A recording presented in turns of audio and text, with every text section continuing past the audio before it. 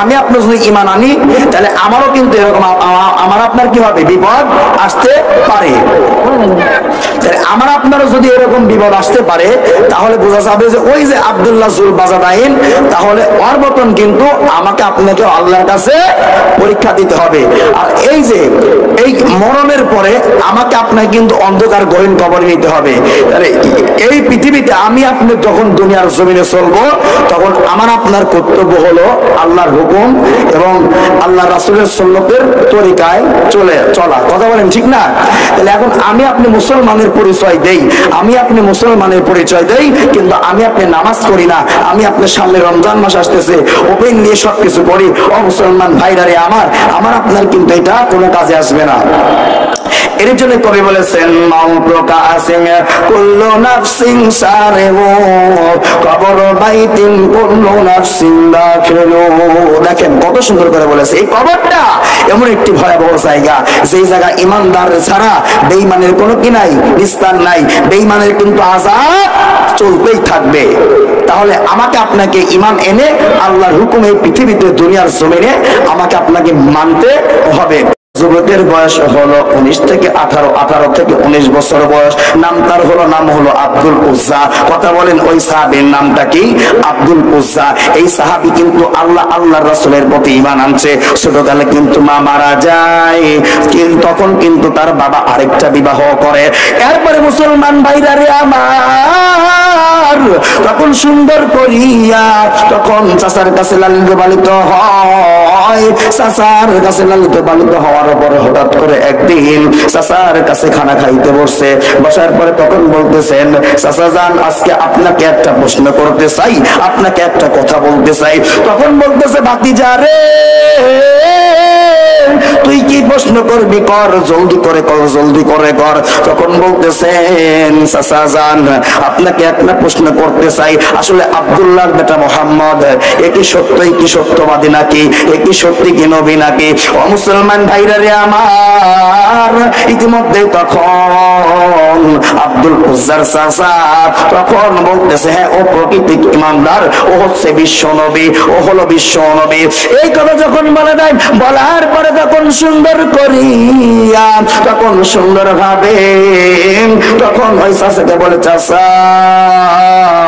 এই যে আপনি যে সুন্দর করিয়া আপনি বলে দিয়েছেন যে আব্দুল্লাহর বেটা মোহাম্মদ সত্য ইমানদার, তাহলে ওর প্রতি আমি কালেমা পড়ে আল্লাহ রাসূলের উপর ঈমান এনে ফেললাম। ইতিমধ্যেই তখন আব্দুল উজ্জা নবীর এই সাহাবী তখন সুন্দর করিয়া তখন চাচাকে বলে, চাচা আপনার কাছ থেকে আমি এখন বিশ্ব নবীর দরবারে আমি এখন চলে যাব। তখন বিশ্ব নবীর দরবারে যাওয়ার আগ মুহূর্তে ওর যেগুলো ছিল আপনার জামা কাপড়, এরপরে আপনার যা কিছু ওকে দিয়েছিল চাচা যান, তখন কিন্তু সঙ্গে সঙ্গে কেড়ে নিয়েছে। ও মুসলমান ভাইরা রে আমার, এই জায়গা থেকে আমার আপনার একটা শিক্ষণীয় বিষয়, আমি আপনি যখন পরিপূর্ণ ইমানদার মুসলমান হতে যাব, আমি আপনি যখন সুন্দরভাবে ইমানদার হতে যাব, আমার আপনারও কিন্তু এমন ভাবে কিন্তু দিন থেকে কিন্তু আমাকে আপনাকেও কিন্তু খারিজ করে দিবে, আমাকে আপনাকেও কিন্তু পরীক্ষা দিতে হবে। ইতিমধ্যে এই সাহাবী আব্দুল উজ্জা তখন সুন্দর করিয়া বিশ্ব নবীর দরবারে যাবে, সব কিন্তু নিয়ে নিছে। ইতিমধ্যেই তখন সুন্দর করিয়া ভালো করিয়া একটা পরনে একটা লুঙ্গি ছিল, সেলাইবিহীন লুঙ্গি।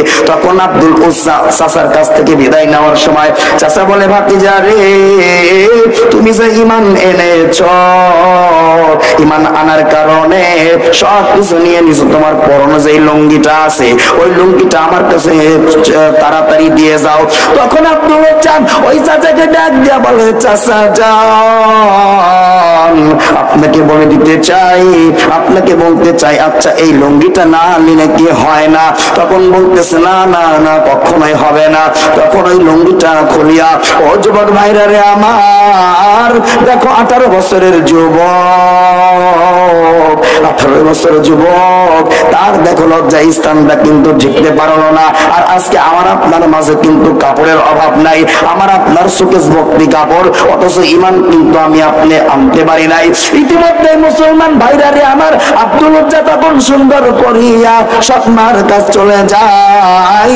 সৎমার কাছে যাইয়া তখন বলতেছে, আম্মা গো, ও আম্মা জান, একটু দরজাটা খুলেন আম্মা জান, দরজাটা খুলে দেন।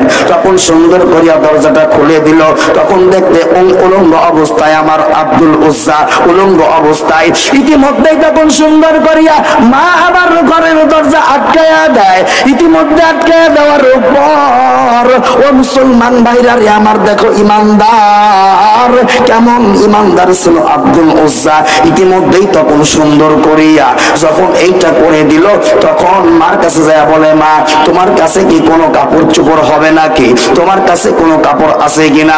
তখন বলতেছে আব্দুল উজ্জা রে, অবশ্যই রয়েছে, অবশ্যই রয়েছে। তখন বলতেছে কোন কাপড়? তখন বলতেছে আমার কাছে একটা কাপড় আছে। তুমি তো জানো তোমার বাবা যখন মারা গেছে আমাকে কিন্তু তেমন কিছু দিয়ে যায় নাই।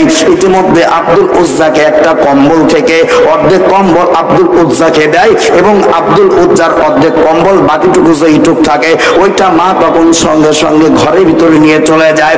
আর মুসলমান ভাইরা রে আমার, ইতিমধ্যেই তখন সুন্দর করিয়া যখন আব্দুল উজ্জা নবীজির দরবারে রওনা হয়, নবীজির দরবারে রওনা হওয়ার পরে তখন যাইয়া একটা কিনারে দাঁড়ায়া যায়, একটা কিনারে বসে পড়ে।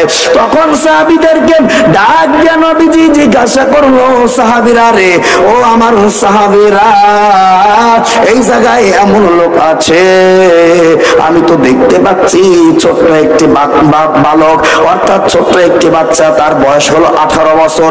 এই যুবকটা আব্দুল উজ্জা ওই দেখো ওই কিনারে বসিয়া আছে। তখন সুন্দর ভাবে আব্দুল উজ্জাকে ডাক দেওয়া হয়। তখন সুন্দর করে আব্দুল উজ্জা চলে আসে। আসার পরে বিশ্ব নবীকে বলতেছেন, আসসালামু আলাইকুম ইয়া রাসূলুল্লাহ, ইয়া হাবিবাল্লাহ, নবী গো, আপনাকে বলে দিতে চাই নবী, এই যে আমি ঈমান আনার কারণে আমার চাচা জান আমার লুঙ্গিটাও খুলে নিছে, পরনের লুঙ্গি পর্যন্ত দেয় নাই। সৎ মার কাছ থেকে আমি আসলাম, সৎ মার কাছ থেকে আমি এসেছি। ও মুসলমান ভাইরা রে আমার, তখন এই কথা বলার পর বিশ্ব নবী তখন সাহাবীদেরকে বললেন, আমার সাহাবীরা, তোমাদের কি কারো ঘরে কাপড় আছে? আব্দুল উজ্জাকে দিয়া দাও। এমন ইমানদার কিন্তু কেউ হইতে পারো নাই। ইতিমধ্যেই তখন সুন্দরভাবে বলার পরে ওই আব্দুল উজ্জাকে তখন একে একে সাহাবায়ে কেরামরা দান করতে থাকে। ও মুসলমান ভাইরা রে আমার, যখন সুন্দর করিয়া তখন জামা কাপড় গুলো দেয়, দিতে দিতে এমন একটা পর্যায় বিশ্ব নবী, আমার আপনার নবী জনাবে মুহাম্মদুর রাসূলুল্লাহ সাল্লাল্লাহু আলাইহি ওয়াসাল্লাম তখন সুন্দর করিয়া তখন বলতেছে, আমার এই সাহাবী, আমার এই সাহাবী কত কষ্ট করেছে। ইতিমধ্যে যখন ভাইরা রে আমার মসজিদের নববীর মধ্যে, ও মুসলমান ভাইরা রে আমার, সবাই বসে আছে। আবার রাসূল সাল্লাল্লাহু আলাইহি ওয়াসাল্লামের দরবারে সবাই কিন্তু বসে আছে। ইতিমধ্যে সবাই রাত্রি বেলা ঘুমায়া যায়। আর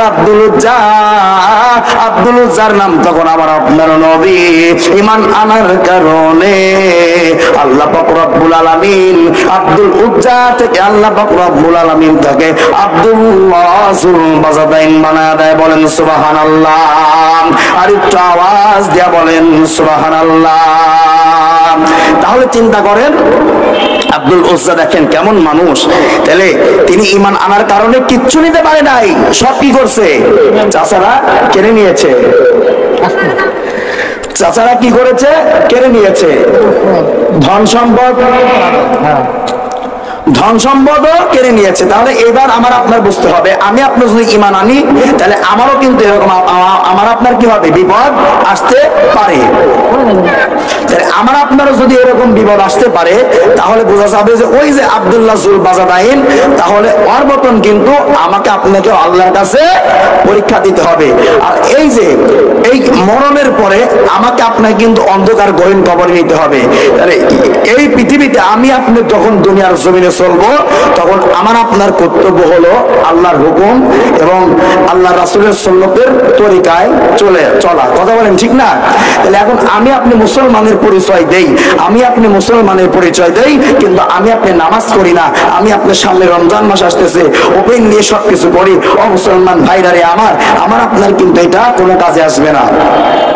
এর জন্য কবি বলেছেন, মাউ প্রকাশিং কুল্লু নাফসিন সারিহু কবর বাইতিন কুল্লু নাফসিন দাখিলু। দেখেন কত সুন্দর করে বলেছে। এই কবরটা এমন একটি ভয়াবহ জায়গা, যেই জায়গা ইমানদার ছাড়া বেঈমানের কোনো কি নাই, নিস্তার নাই। বেঈমানের কিন্তু আযাব চলতেই থাকবে। তাহলে আমাকে আপনাকে ঈমান এনে আল্লাহর হুকুমে পৃথিবীতে দুনিয়ার জমিনে আমাকে আপনাকে মানতে